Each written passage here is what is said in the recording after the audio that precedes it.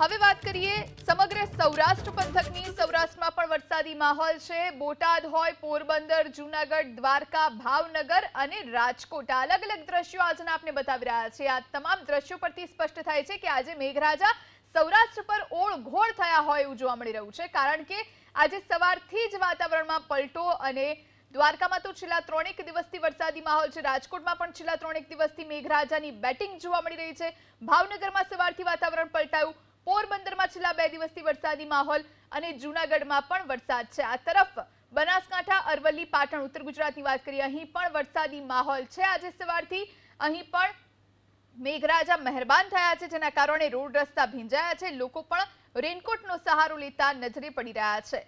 વાહન ચાલકોને થોડા અંશે તકલીફ રહેશે, પરંતુ આ વરસાદ વાવણી લાયક વરસાદ છે, જેના કારણે ખેડૂતો ખુશખુશાલ નજરે પડી રહ્યા છે।